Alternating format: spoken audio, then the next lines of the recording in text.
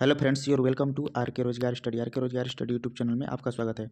अगर आप वीडियो चुनें तो आपसे रिक्वेस्ट है कि आप चैनल का प्ले लिस्ट जरूर चेक करें, जिससे आपको हमारे कंटेंट और पढ़ाने का तरीका पता चल सके। तो देखिए, इस वीडियो में हम एसएससी जीडी के प्रीवियस ईयर प्रश्नों को शिफ्ट वाइज सोल्यूशन देख रहे हैं हम अपने चैनल पर, math, reasoning, Hindi, GK, GS का सभी का। तो उसी श्रृंखला में हम देखिए यह जीके की यह सीरीज है, तो जीके का हम सोल्यूशन देखेंगे। यह इस सेट्स में यह शिफ्ट जो है यह 29 फरवरी 2024 को थर्ड शिफ्ट में पूछे गए सभी 20 प्रश्नों को हम एक्स्ट्रा फैक्ट और सॉल्यूशन के साथ आपको जीके के प्रश्नों को दिखाएंगे। तो आइए हम टाइम वेस्ट न करते हैं, क्लास स्टार्ट करते हैं। देखिए, part B, general knowledge and general awareness, यानी कि जीके और जीए।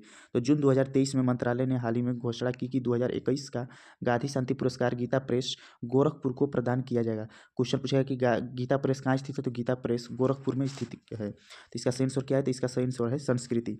तो देखिए, अगर पूछेगा कि गांधी शांति पुरस्कार क्या है, तो यह एक वार्षिक पुरस्कार है। इसमें कितनी राशि दी जाती है, तो गांधी शांति पुरस्कार में 1 करोड़ राशि दी जाती है। 1 करोड़ की नकद राशि दी जाती है। और एक प्रशस्ति पत्र दिया जाता है, एक पट्टिका दी जाती है। गांधी शांति पुरस्कार की स्थापना कब हुई थी, तो यह हुई थी 1995 में, महात्मा गांधी की 125वीं जयंती पर। महात्मा गांधी की 125वीं जयंती के उपलक्ष्य में 1995 में गांधी शांति पुरस्कार की स्थापना की गई थी। नेक्स्ट प्रश्न नंबर 2 पे आ जाएंगे। और देखिए, प्रश्न नंबर 2 क्या कहता है, भारत में विधायी शाखा के अंतर्गत संसद के कितने सदन हैं। तो देखिए कि जैसा कि भारत में 2 सदन है, कौन कौन से, तो एक है उच्च सदन, एक है निम्न सदन। यानी कि एक है राज्यसभा, जिसे उच्च सदन कहा जाता है, राज्यसभा जिसे कहा जाता है उच्च सदन, राज्यसभा को उच्च सदन कहते हैं। और देखिए, पूछेगा राज्यसभा किस आर्टिकल से संबंधित, तो राज्यसभा आर्टिकल 80 से संबंधित है। राज्यसभा की अधिकतम सीटें कितनी है, तो राज्यसभा में अधिकतम सीटें 250 है। राज्यसभा किस प्रकार का सदन है, तो राज्यसभा एक अस्थायी सदन है, यह कभी विघटित या भंग नहीं होता। राज्यसभा के देखिए, राज्यसभा के सभापति कौन होता है, तो राज्यसभा के सभापति होते हैं उपराष्ट्रपति महोदय। भारत के उपराष्ट्रपति महोदय राज्यसभा के सभापति होते हैं। अब देखिए, एक होता है निम्न सदन, एक होता है, एक उच्च सदन हो गया, एक निम्न सदन हो गया। निम्न सदन क्या कहते हैं, तो निम्न सदन यानी कि लोकसभा कहते हैं निम्न सदन को। यह किस आर्टिकल से संबंधित है, तो निम्न सदन यानी कि लोकसभा, यह आर्टिकल 81 से संबंधित है। और इसमें अधिकतम कितनी सीटें हैं, तो अधिकतम 552 सीटें। क्वेश्चन पूछेगा कि लोकसभा की अधिकतम कितनी सीटें हैं, तो 552। लोकसभा विघटित होता है या नहीं, तो यह एक अस्थायी सदन है, अर्थात इसे भंग किया जा सकता है। और देखिए, लोकसभा को क्या कहते हैं, तो लोकसभा को ही जनता का सदन भी कहा जाता है। लोकसभा को जनता का सदन भी कहा जाता है। देखिए, पूछा भारतीय संसद किससे मिलकर बनती है, तो संसद अनुच्छेद 79 से संबंधित है। और भारतीय संसद राष्ट्रपति और लोकसभा और राज्यसभा से मिलकर बनती है। नेक्स्ट प्रश्न पे आ जाएंगे, प्रश्न नंबर 3। और देखिए, प्रश्न नंबर 3 है, तो एक प्रसिद्ध भारतीय लोक नृत्य है जो असम के बिहू उत्सव के दौरान आयोजित किया जाता है।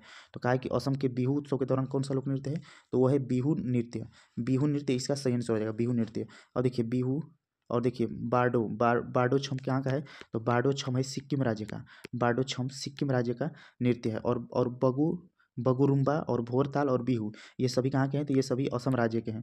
पूछेगा कि सत्रिया किस राज्य का शास्त्रीय नृत्य है, तो सत्रिया जो है वो असम राज्य का शास्त्रीय नृत्य है। पूछेगा कि सबसे नवीनतम नृत्य कौन सा है, तो सबसे नवीनतम शास्त्रीय नृत्य सत्रिया है, जो असम राज्य का है। और देखिए, भारत में आठ जो है वो क्लासिकल डांस, यानी कि जो है 8 जो है शास्त्रीय नृत्य हैं। पूछेगा भरतनाट्यम किस राज्य का है, तो भरतनाट्यम तमिलनाडु राज्य का है। यक्षगान बहुत पूछा जाता है कि यक्षगान किस राज्य का लोक नृत्य है, तो यक्षगान कर्नाटक राज्य का है। और डंडिया गुजरात का, भांगड़ा गिद्दा ये पंजाब का, लावड़ी महाराष्ट्र का, कुचिपुड़ी आंध्र प्रदेश का, गरबा गुजरात का। तो यही सब इंपॉर्टेंट आ जाते हैं। नेक्स्ट प्रश्न नंबर 4 क्या कहता है, आधुनिक आवर्त सारणी में कितने ऊर्ध्वाधर स्तंभ हैं, तो इसका सही आंसर हो जाएगा 18। और क्वेश्चन पूछा कि आवर्त सारणी की खोज किसने की, तो आवर्त सारणी की खोज मेंडलीफ ने की थी। आवर्त सारणी की खोज मेंडलीफ ने की थी, कब किया था, तो वो किया था 1872 ईस्वी में। 1872 ईस्वी में आवर्त सारणी की खोज मेंडलीफ ने किया था। उस समय उसमें 9 वर्ग थे और 7 आवर्त थे। आवर्त सारणी की बात कर रहे हैं। अब हम बात कर लेते हैं आधुनिक आवर्त सारणी की। तो देखिए, आधुनिक आवर्त सारणी की खोज किसने की, तो आधुनिक आवर्त सारणी की खोज मोसले ने किया था। यह कब किया था, तो ये किया था 1913 ईस्वी में। इसमें जो है 18 वर्ग हैं और 7 आवर्त हैं आधुनिक आवर्त सारणी में, जो अभी वर्तमान समय में हम लोग यूज करते हैं। अब देखिए, ये हो गया। तो अगर पूछेगा वर्ग कितने हैं, तो वर्ग हैं 18, यानी कि ऊर्ध्वाधर स्तंभ है, ऊर्ध्वाधर यानी कि ऐसे, ये ऐसे हैं 18, और इस प्रकार हैं क्षैतिज हैं 7, तो क्षैतिज हैं 7। और पूछेगा कि मोसले, और पूछेगा कि आधुनिक आवर्त सारणी में कुल कितने तत्व है, तो आधुनिक आवर्त सारणी में टोटल एलिमेंट की संख्या है 118। आधुनिक आवर्त सारणी में टोटल एलिमेंट है 118। अगर पूछेगा इसमें मेटल कितने हैं, यानी कि धातु कितने हैं, तो धातु है 91, मेटल 91 हैं। और नॉन मेटल कितने हैं, तो नॉन मेटल 20 हैं। और मेटलॉइड कितने हैं, तो मेटलॉइड की संख्या 7 है।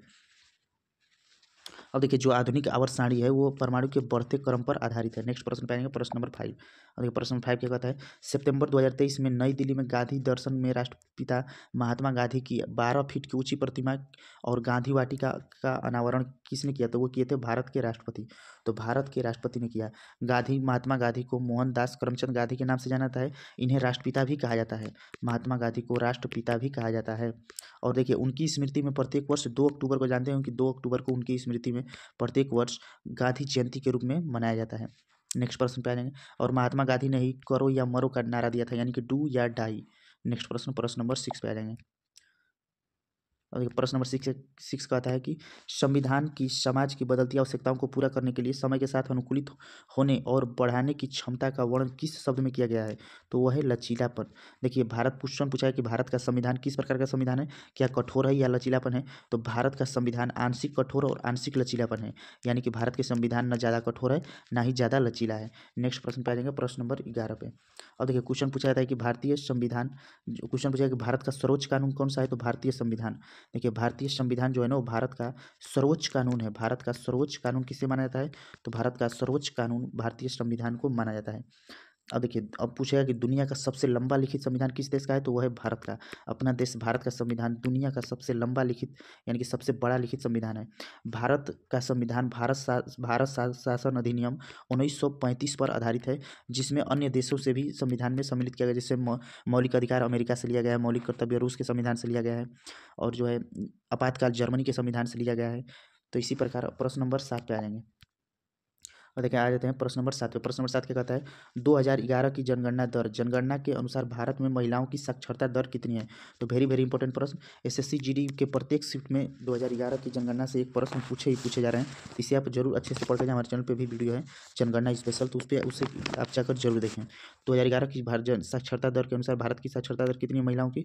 तो वह 65.46। देखिए 2011 की जनगणना भारत की कौन सी जनगणना थी? पूछेगा कि 2011 की जनगणना भारत की कौन सी जनगणना थी? तो वो 15वीं जनगणना थी। और स्वतंत्र भारत की, जैसा कि जानते हैं कि भारत 1947 में आज़ाद हुआ, तो उस हिसाब से देखा जाए तो स्वतंत्र भारत की 2011 की जनगणना स्वतंत्र भारत की चौथी जनगणना थी, तो वो 7वीं जनगणना थी। 2011 की जनगणना जो है स्वतंत्रता के हिसाब से देखा जाए तो वो 7वीं जनगणना थी। 2011 के जनगणना आयुक्त कौन थे? ये क्वेश्चन वेरी वेरी इंपॉर्टेंट है। तो 2011 की जनगणना आयुक्त कौन है? तो वो है सी चंद्रमौली जो है वो 2011 की जनगणना के जनगणना आयुक्त हैं। क्वेश्चन पूछेगा 2011 की जनगणना का नारा क्या था? तो इसका नारा था हमारी जनगणना हमारा भविष्य। हमारी जनगणना हमारा भविष्य 2011 की जनगणना का नारा था। और एक क्वेश्चन पूछेगा कि 2011 की जनगणना का लिंगानुपात कितना है? तो 2011 की जनगणना के अनुसार लिंगानुपात 940 है।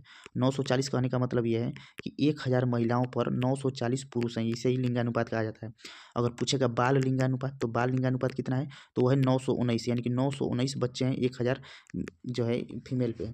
अब हम आ जाते हैं, देखिए क्वेश्चन पूछेगा साक्षरता दर, कि भारत की टोटल साक्षरता दर कितनी है? तो भारत की साक्षरता दर है 74%। 74% कुल साक्षरता दर, जिसमें पूछेगा पुरुषों की साक्षरता दर, तो पुरुषों की साक्षरता दर है 82.14%। और महिलाओं की साक्षरता दर कितनी है? तो महिलाओं की साक्षरता दर है 65.46%। अब आते हैं नेक्स्ट प्रश्न पे। हम आ जाते हैं प्रश्न नंबर 8। देखिए प्रश्न नंबर 8 क्या कहता है, सुल्तान अज्जाज शाह कप की मेजबानी कौन सा देश करता है? तो कौन सा देश करता है सुल्तान इसका? तो यह कौन सा, ये देखिए इसका करता है मलेशिया देश। यह क्या है? तो यह पुरुष फील्ड, देखिए पुरुष फील्ड हॉकी टूर्नामेंट है। पुरुष फील्ड हॉकी टूर्नामेंट यह है। प्रश्न नंबर 9 पे आते हैं। देखिए प्रश्न नंबर 9 वेरी वेरी इंपॉर्टेंट प्रश्न। निम्नलिखित व्यक्तियों में से कौन सा संबंधित वाद्य यंत्रों से सही ढंग से मेल खाता है? यू श्रीनिवास क्या मैंडोलिन बजाते हैं? क्या बिस्मिल्लाह खां शहनाई से संबंधित हैं? तो वेरी वेरी इंपॉर्टेंट प्रश्न। तो इसका सबसे सही आंसर हो जाएगा बिस्मिल्लाह खां। एक और दो दोनों सही हैं। बिस्मिल्लाह खां शहनाई से संबंधित है। वेरी वेरी इंपॉर्टेंट प्रश्न, बहुत ज़्यादा पूछा जाता है, एसएससी का फेवरेट प्रश्न है। नेक्स्ट प्रश्न पे आ जाते हैं। नंबर 10वां है। तो प्रश्न नंबर 10वां देखिए सितंबर 2022 का करंट अफेयर का है, तो इस प्रश्न को भी पढ़ने से कोई फायदा नहीं, तो इस प्रश्न को हम स्किप कर देते हैं। आते हैं नेक्स्ट प्रश्न पे। प्रश्न नंबर 11 देखिए, प्रश्न नंबर 11 है, अमृत दीवान कप का संबंध किससे है? तो यह बैडमिंटन से संबंधित है। अमृत दीवान कप किससे संबंधित है? तो यह बैडमिंटन से संबंधित है। नेक्स्ट प्रश्न पे आ जाएंगे, प्रश्न नंबर 12। और प्रश्न नंबर 12 वेरी वेरी इंपॉर्टेंट प्रश्न, वेरी वेरी इंपॉर्टेंट प्रश्न। भारत में आर्म्स एक्ट किस वर्ष पारित किया गया था? तो भारत में आर्म्स एक्ट किस वर्ष पारित किया गया था? तो 1878 ईस्वी में पारित किया गया था। देखिए आर्म्स एक्ट का इसे हिंदी में अगर कहेंगे तो आर्म्स एक्ट का अर्थ क्या होता है, तो आर्म्स एक्ट का अर्थ होता है सशस्त्र अधिनियम। सशस्त्र अधिनियम, सशस्त्र अधिनियम इसका हिंदी अर्थ होता है। नेक्स्ट प्रश्न पे आ जाएंगे। प्रश्न नंबर 13, देखिए प्रश्न नंबर 13 है 1993 से 1994 तक भारत में गरीबी रेखा का आकलन यूआरपी डेटा पर आधारित था। यूआरपी का फुल रूप क्या है, यानी कि यूआरपी को फुल फॉर्म क्या होता है, तो इसका होता है uniform reference period. Uniform reference period इसका सही आंसर हो जाएगा। अब देखिए यूआरपी का उपयोग भारत में गरीबी आकलन और डेटा संग्रह के लिए किया जाता है। नेक्स्ट प्रश्न पे आ जाएंगे, प्रश्न नंबर 14। अब देखिए प्रश्न नंबर 14 पे आ जाते हैं। प्रथम 7 पंचवर्षीय योजना में भारत में व्यापार की विशेषता और आमतौर पर एक रणनीति कहा जाता था। तो इसे क्या कहा जाता था, तो इसे अंतर्मुखी व्यापार कहा गया। इसे क्या कहा गया, इसे अंतर्मुखी व्यापार कहा गया। पहली 7 पंचवर्षीय योजना में भारत ने आत्मनिर्भरता और आयात प्रतिस्थापन पर ध्यान केंद्रित किया था, जिसे आंतरिक व्यापार रणनीति कहा गया था।